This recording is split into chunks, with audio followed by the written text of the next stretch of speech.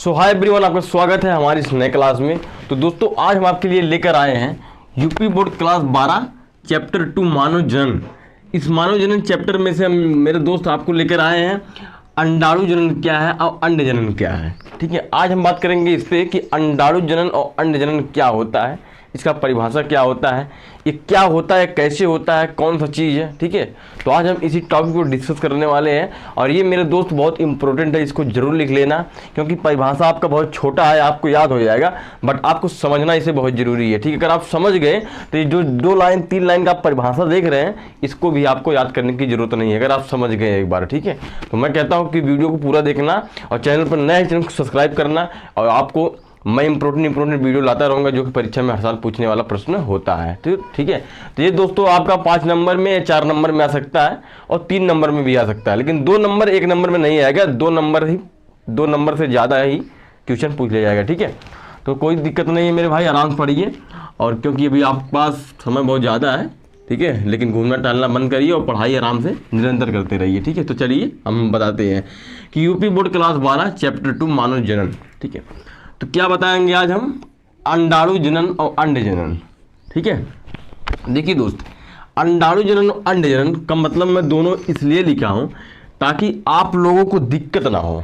दिक्कत का मतलब ये होता है कि अगर जैसे मैं अभी आपको बता देता कि अंडाणु जनन क्या है, ठीक है, और आपको मैं यहाँ पर आपको ये नहीं बताता कि अंड जनन क्या है, तो जब आप परीक्षा में जाएंगे, ठीक है, या कहीं भी किसी भी परीक्षा में, मान लीजिए बोर्ड एग्जाम से पहले एक हमारा क्या होता है, छोटा एग्जाम होता है जो कि हमारी स्कूल में होता है। ठीक है, तो क्या होता है मेरे भाई, उसे प्री बोर्ड बोलते हैं। ठीक है, जब प्री बोर्ड होता है तो उसमें अगर आपसे ये पूछ लिया गया या आपको बोर्ड एग्जाम में पूछ लिया गया कि अंड जनन क्या होते हैं, तब आपको नहीं पता रहेगा कि अंड जनन क्या होते हैं, तो आपको बस यही याद आएगा कि यार हम तो अंडाणु जनन पढ़े हैं, अंडाणु जनन क्या होता है हम तो ये जानते हैं, लेकिन अंड जनन क्या होता है ये नहीं जानते।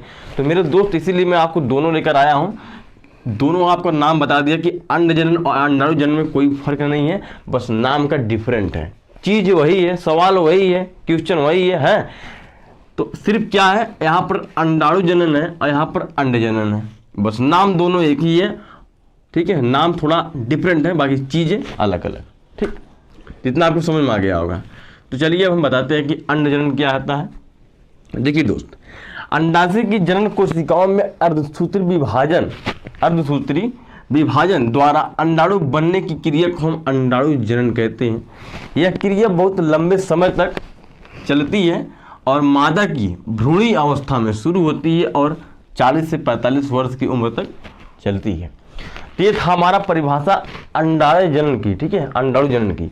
अब इसका हम डिफिनेशन बताएंगे मेरे भाई क्या होता है। ठीक है, पहले हम फिर पढ़ेंगे एक बार और उसके बाद फिर समझाना स्टार्ट करते हैं। तो यहाँ पर देखिए कि अंडाशय की जनन कोशिकाओं में अर्धसूत्री विभाजन के द्वारा, अंडाशय के जनन कोशिकाओं में अर्धसूत्री विभाजन के द्वारा अंडाणु बनने की क्रिया को हम अंडाणु जनन कहते हैं। क्या बनने की क्रिया को? अंडाणु बनने की क्रिया को हम अंडाणु जनन कहते हैं। तो समझिए कि यहाँ पर अंडाशय की जनन कोशिका क्या होता है कि हम जो हमारे जो फीमेल होती है, ठीक है, फीमेल के अंदर क्या होता है, एक अंडाशय जनन कोशिका होता है। ठीक है, अंडाशय जनन कोशिका फीमेल के अंदर होता है, वो मेल के अंदर नहीं होता, वो फीमेल के अंदर होता है। ठीक है, महिला के अंदर होता है। क्या होता है, अंडाशय की जनन कोशिका, अंडाशय कोशिका होती है और इस कोशिका में अर्धसूत्री विभाजन के द्वारा, एक अर्धसूत्री होता है, उसके विभाजन के द्वारा अंडाणु बनने की क्रिया को हम अंडाणु जनन कहते हैं। मतलब क्या होता है कि अंडाशय कोशिकाओं में अंडाणु जब बनता है उसे क्या करते हैं हम, अंडाणु जनन कहते हैं। समझ गया आप? तो हमारे शरीर में नहीं, फीमेल के शरीर में सिर्फ होता है, मेल के शरीर में नहीं होता है। ठीक है, तो क्या होता है कि अंडाशय में अंडाणु बनने की क्रिया को हम अंडाणु जनन कहते हैं। अब हम ये आपको बताएंगे अंडाणु जनन होता क्या, अंड जनन होता क्या है। ठीक है, यहाँ पर देखिए, ये दोस्त है बायोलॉजी। ठीक है, बायोलॉजी में आपको बहुत चीज़ सीखने को मिलता है जो कि आपको जानना बहुत ज़रूरी है। ठीक है, तो क्या बताएंगे कि अंडाणु जनन होता क्या है। अभी आपको समझ में इतना आया है कि अंडाशय एक कोशिका है, वो सिर्फ फीमेल के अंदर होती है और अंडाशय कोशिका में क्या बनता है, एक अंडाणु बनता है। ठीक है, जैसे कि आप लोग यहाँ तक पढ़ लिए कि अंडाशय की जनन कोशिकाओं में अर्धसूत्री विभाजन के द्वारा अंडाणु बनने की क्रिया को हम अंडाणु जनन कहते हैं। यहाँ तक आपको समझ में आ गया होगा परिभाषा। ठीक है, और परिभाषा आपको लिख लेना अच्छे से, ठीक है। तो इतना समझ में आया कि अंडाशय कोशिकाओं में अर्धसूत्री विभाजन द्वारा अंडाणु बनने की क्रिया को हम अंडाणु जनन कहते हैं, ठीक। अब हम आपको बताएंगे अंडाणु जनन होता क्या, अंड जनन होता क्या है। देखिए दोस्त, फीमेल की बॉडी में, फीमेल के शरीर में एक अंडाणु जनन होता है, ठीक है, जो 28 दिन का एक चक्र होता है। यहाँ पर देखिए, यह क्रिया बहुत लंबे समय तक चलती है और मादा की भ्रूणी अवस्था में शुरू होती है और 40 से 45 वर्ष की उम्र तक चलती है। भ्रूणी अवस्था का मतलब समझते हो, जब फीमेल का एज जो होता है, एज उम्र जब उनका होता है 12 से 13 साल 14 साल, ठीक है, तब उसी अवस्था में क्या होता है, उसी अवस्था को हम एक वैज्ञानिकों भाषा में बोलते हैं भ्रूणी अवस्था, ठीक है, भ्रूणी अवस्था। तो भ्रूणी अवस्था में शुरू होती है और 40 से 45 वर्ष की उम्र तक चलती है। इसका मतलब जब फीमेल होती है वो एज उनका जब 12 से 13 साल रहता है और 40 से 45 वर्ष की उम्र तक उनके बीच में क्या होता है, एक भ्रूणी अवस्था चलता है, ठीक है, जिसे आवर्त चक्र कहते हैं, ठीक है। तो देखिए, भ्रूणी अवस्था में शुरू होती है और 40 से 45 वर्ष तक चलती है। इतना आपको समझ में आया। अब देखिए दोस्त, अब यहाँ पर जो अंडाणु है, अंडाणु किसमें पाया जाता है, अंडाशय की कोशिकाओं में। अंडाणु पाया जाता है अंडाशय कोशिका में, जिसमें अंडाशय कोशिका में फीमेल के शरीर में अंडाणु बनता है। अब अंड जनन क्या होता है कि एक फीमेल शरीर में एक अंड जनन होता है, ठीक।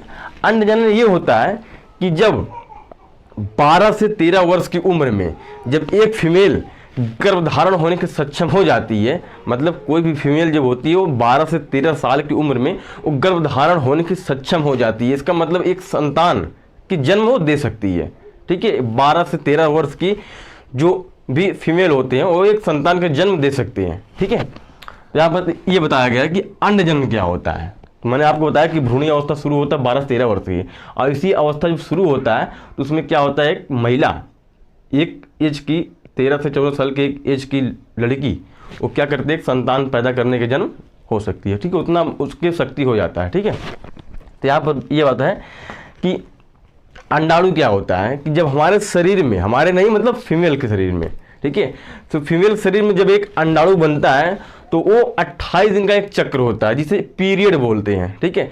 वो 28 दिन चक्र होता है। जब वो चक्र चलता है 28 दिन पाने के बाद, 28 दिन के अंदर में जब उसे शुक्राणु प्राप्त नहीं होता, यहाँ पर देखिए बताया गया है कि शुक्राणु जनन, अभी मैं इसको बताता हूँ, ठीक है।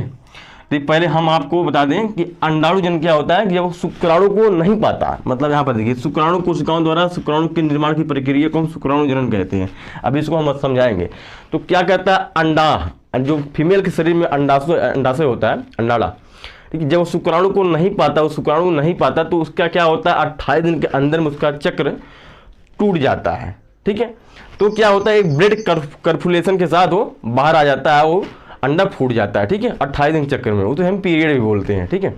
तो दोस्तों देखिए यहाँ पर क्या होता है कि अंडाशय की जनन कोशिकाओं में अर्धसूत्री विभाजन के द्वारा अंडाशय, ठीक है, अंडाणु बनने की क्रिया को हम अंडाणु जनन कहते हैं।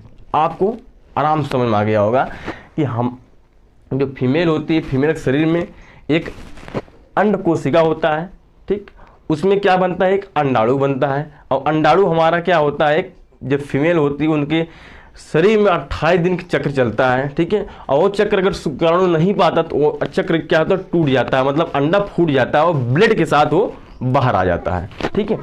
तो क्या होता है, अब यहाँ पर देखिए, इतना आपको समझ में आ गया होगा।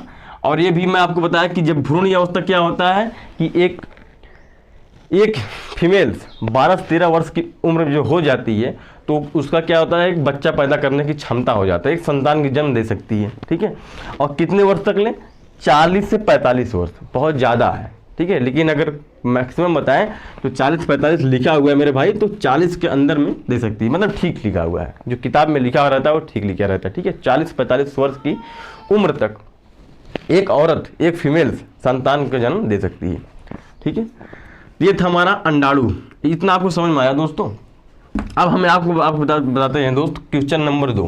ये हमारा था क्वेश्चन नंबर 1, ये है क्वेश्चन नंबर 2। शुक्राणु जनन क्या होता है। शुक्रजन कोशिकाओं द्वारा शुक्राणुओं के निर्माण की प्रक्रिया को शुक्राणु जनन कहते हैं। हमारे शरीर में जो मेल होते हैं, पुरुष, ठीक है, शुक्रजन कोशिकाओं द्वारा हमारे शरीर में क्या होता है सॉरी, शुक्रजन कोशिका पाए जाते हैं। हमारे शरीर में शुक्रजन कोशिका पाए जाते हैं और फीमेल शरीर में क्या होता है, अंडाशय की कोशिकाएं पाई जाती है। ठीक है, तो जो हमारे शरीर में जो मेल होते हैं शुक्रजन कोशिकाओं द्वारा, मतलब शुक्रजन कोशिकाओं द्वारा शुक्राणुओं के निर्माण की प्रक्रिया को हम शुक्राणुजन कहते हैं। मतलब जो शुक्राणु होता है इसका निर्माण किससे होता है, इसका निर्माण होता है शुक्रजन कोशिकाओं द्वारा। शुक्राणुओं का निर्माण जिसे हम शुक्राणु वीर्य बोलते हैं। ठीक है, हमारे शरीर में जो वीर्य होता है वो हमारा क्या होता है, शुक्राणु होता है। ठीक है, तो शुक्राणु का निर्माण कहाँ से होता है, वो शुक्रजन कोशिकाओं द्वारा होता है। हमारे शरीर में शुक्रजन कोशिका पाई जाती है और शुक्रजन कोशिका जब हमारे शरीर में पाई जाती है तो वहीं से उनका निर्माण होता है शुक्राणु का, जिसे वीर्य बोलते हैं। ठीक है, तो वही वीर्य क्या होता है, वही शुक्राणु क्या होता है, जब अंडाशय में जाता है तो एक क्या होता है, बच्चा एक संतान पैदा करने का वो एक कैलकुलेशन बना लेता है जब वो अपना काम शुरू करने लगता है। ठीक है, तो आपको इतना समझ में आ गया होगा। ठीक है, तो ये क्या है, शुक्राणु। तो शुक्राणु का निर्माण किससे होता है, शुक्रजन कोशिकाओं द्वारा होता है। तो ये हमारे शरीर में होता है, एक मेल के शरीर में होता है। तो मेल शरीर में ये होता है शुक्रजन कोशिका और फीमेल शरीर में होता है अंडाशय की जन कोशिकाओं। ठीक, तो ये इतना चीज़ आपको समझ में आ गया। तो दोस्तों यही था अंडजनन। ठीक है, तो अंडजनन क्या है, अंडजनन क्या है या अंडाणु जनन क्या है, तो ये आपको दोनों चीज़ें मैं आपको समझा दिया पहले कि मेरे दोस्त नाम दो है, चीज़ एक ही है। तो दोनों क्वेश्चन आप लोग लिख लीजिए आराम से। पहला हमारा था क्या, नंबर 1 अंडाणु जनन और दूसरा हमारा शुक्राणु जनन। ठीक है, तो शुक्राणु जनन क्या है मैं इसको भी बता दिया और अंड जनन क्या है मैं इसको भी बता दिया।